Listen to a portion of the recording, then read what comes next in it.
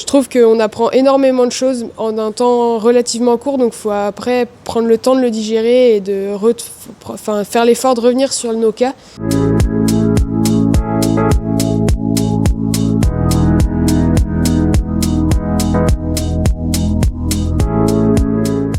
Alors j'ai choisi de faire un internat parce qu'en fin de 5e année, donc de 6e année maintenant, je ne me sentais pas du tout capable de travailler sur le terrain en équine. Donc j'ai voulu faire une année d'approfondissement en pratique et en théorie pour être plus à l'aise sur le terrain par la suite. Je souhaitais faire cette démarche d'1 an avec une équipe complète où on peut réfléchir sur les cas et vraiment apporter de la réflexion et travailler sur des actes qu'on va réaliser après sur le terrain régulièrement et être plus au point dans notre pratique de tous les jours, quoi.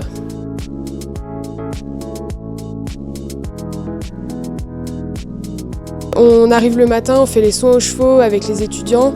Nous, on s'occupe de checker que tous les chevaux vont bien, qu'ils ont reçu leur traitement comme il faut, etc.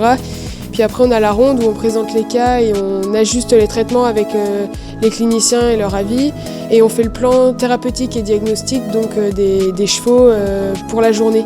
Les sorties s'il y en a. Et puis en fin de journée, on refait une ronde pour préparer à l'interne de nuit, qui sache quels chevaux sont à surveiller spécifiquement et quels traitements sont à donner. On va passer dans les différents services, donc aussi bien en chirurgie où on va apprendre tout ce qui va être gestes stériles, manipuler les instruments aux côtés des chirurgiens qui sont eux tout à fait formés là-dessus. Et on se rend compte que même si on a les notions dans la pratique, c'est un peu plus difficile à mettre en œuvre. Et après en médecine, on va apprendre plutôt tout ce qui va être la réflexion sur les cas et sur la médecine interne. Et c'est assez complémentaire. La gestion de l'urgence aussi, que ce soit de jour ou de nuit, aux côtés des cliniciens, savoir à quoi il faut penser et même aussi gérer la communication client et la paperasse. Et c'est quand même des choses auxquelles on est confronté tous les jours et auxquelles on est formé. Ça apprend, je trouve, beaucoup d'autonomie parce qu'il y a beaucoup de choses à faire. On ne peut pas passer notre temps à aller demander comment on fait les choses, donc il faut trouver un peu par nous-mêmes, mais on reste quand même très bien encadré derrière. Si jamais on a quelconque question, l'équipe est vraiment top pour nous soutenir. Je trouve qu'on apprend énormément de choses en un temps relativement court, donc il faut après prendre le temps de le digérer et de faire l'effort de revenir sur nos cas.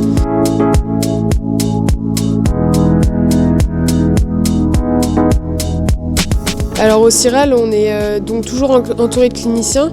Alors là-bas, on fait juste de la pathologie locomotrice, on regarde les boiteries. On fait toute la première partie de la consultation, l'examen physique, l'examen clinique rapidement. Puis après, on présente le cas avec le clinicien, on regarde les boiteries et on choisit les examens complémentaires à faire. L'avantage, c'est qu'au CIRAL, il y a plein d'examens complémentaires possibles et donc on voit vraiment pas mal de choses et vraiment pas mal de lésions. Donc ça nous fait vraiment, je pense, un bon œil là-dessus.